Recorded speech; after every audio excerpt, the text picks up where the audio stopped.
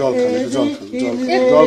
খান খান একটু জল খান খান একটু জল খান মাসিমা শরীর খারাপ হয়ে যাবে শরীর খারাপ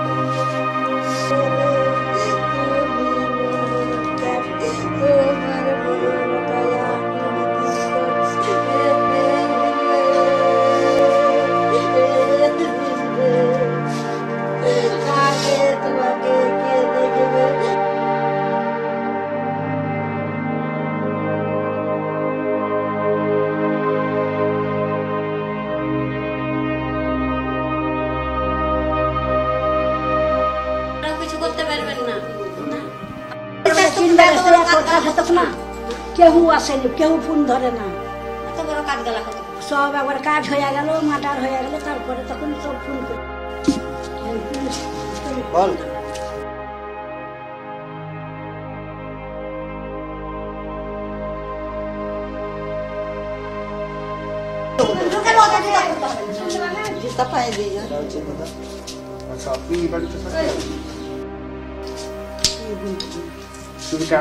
আপনি বলেন কিভাবে কি বলবো আমি, অত কিছু বলতে পারি কিচ্ছু বলতে জানি। এখন আমি দুদিন থাকবে, তারপর মেয়ে ছেলে বাড়িতে থাকি, ছেলেরা সব বাইরে কাজে যায়। আর এই পরিবারের পুরুষ মানুষ দুজনেই তো মারা গেল। হ্যাঁ, তো কে দেখবে এরাকে? এই পরিবারে আর কোনো পুরুষ মানুষ একটা আছে, ছেলে আছে, ছোট ছেলে, ওই আর স্বামীটা আছে। আর বাচ্চা কতজন আছেন? 5টা। ওর যেটা মারা গেছে সেটা 3টা আছে। চন্দন বাবু কি করতেন, কি কাজ করতেন? ও বাড়িতেই রাজমিস্ত্রি কাজ করতেন, বাড়িতে থাকে। উনি রোজগার করতেন একমাত্র। হ্যাঁ। এখনো পর্যন্ত সরকারের থেকে দিদি কেউ ফোন করেছিল না? রাজ্য সরকারের থেকে কোনো অফিসার? ওই অফিসারের যে ফোন নাম্বার নিয়ে গেল আমার ভাইয়ের ব্যবস্থা করার জন্য, কই এখন পর্যন্ত তো আমার ভাইয়ের কাছে ফোন যায়নি। ফোনটা তো লিখি করে নিয়ে নিলে, ফোন তো করেনি। হ্যাঁ ঠিক হয়ে যাবে, আনার ব্যবস্থা। আবার পুলিশ আপনার চলে গেল ওদিকে, আবার তখন মনে হলো সব তো বুঝিয়া বাজিয়া বলে দিল, তখন আমরা কি করবো, মেয়ে ছেলে মানুষ।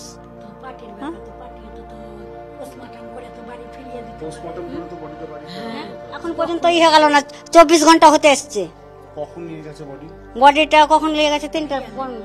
গতকাল? হ্যাঁ, গতকাল 4টার দিকে। পরশুদিন ঘটনা ঘটেছে না, কালকে ঘটেছে 11টার দিকে। আমরা বাড়ি থেকে সব এসে দেখছি আমার বাবা ওখানে পড়ে আছে, আমার ভাই ওখানে পড়ে আছে। আপনার বাড়ি জ্বালিয়ে দিয়েছে? হ্যাঁ, জ্বালিয়ে দিয়েছে। আপনার বাড়ির পেছনে? না, পিছন দিকে আমার বাড়ি। হ্যাঁ, সব আগুন জ্বালিয়ে দিয়েছে।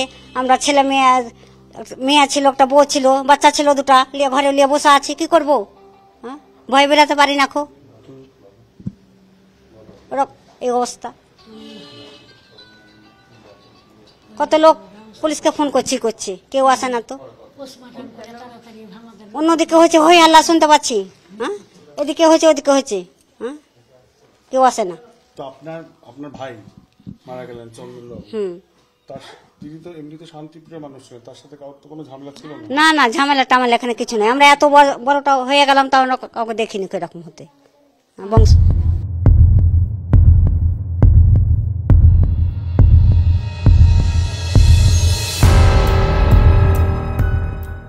কাজ করা করে দেবো, আমরা কার কাছে বিচার চাইবো? আমরা আজকে বিচার চাইবো, কালকে যে আমার পাশে আমাদেরকে আবার মারতে আসবে, আমরা বিচার না, আমরা কাউরি ভরসা করি না।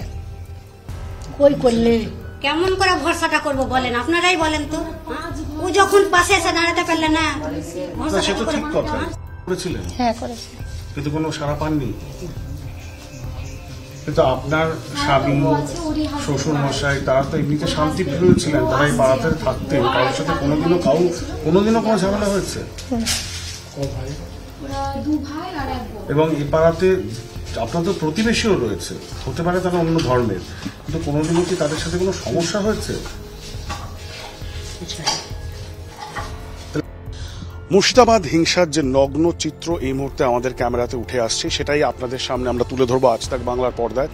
আমরা বিগত 48 ঘন্টা ধরে মুর্শিদাবাদে যে ধরনের হিংসা এই মুহূর্তে হচ্ছে সেটাই আপনাদের সামনে তুলে ধরছি বারবার বিভিন্ন এলাকায়। ধুলিয়ান থেকে শামশেরগঞ্জ আপনাদেরকে দেখিয়েছি, এই মুহূর্তে আমরা রয়েছি জাফরাবাদ এলাকাতে, এটা শামশেরগঞ্জ এর মধ্যেই পড়ছে।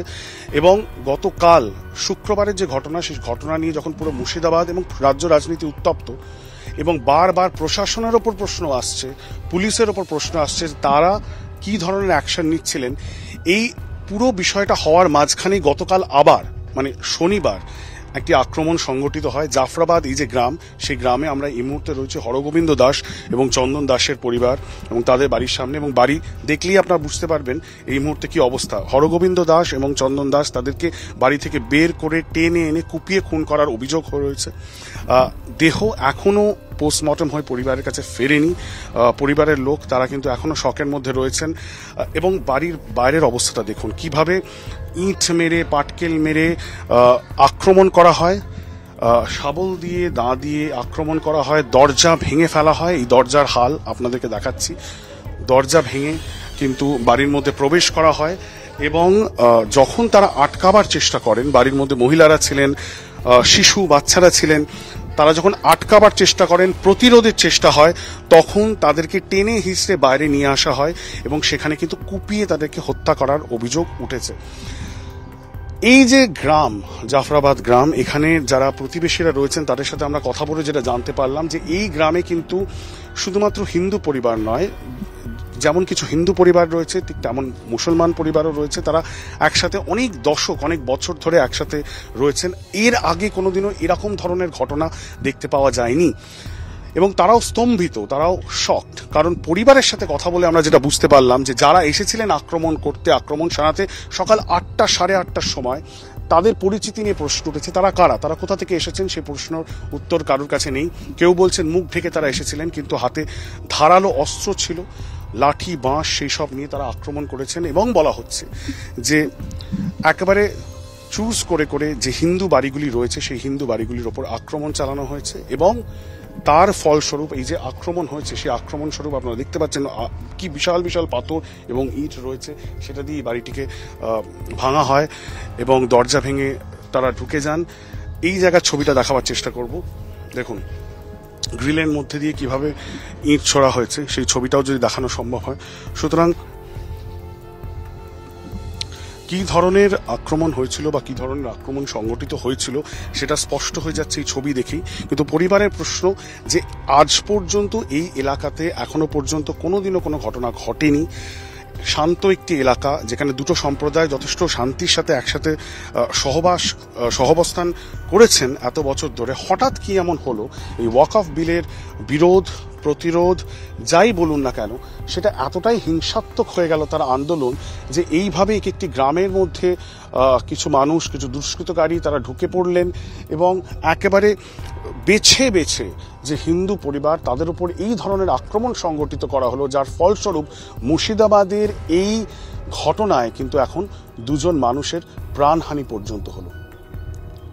ক্যামেরা পার্সন তাপস বাইরির সাথে ইন্দ্রজিৎ, আজ তাক বাংলা, মুর্শিদাবাদ।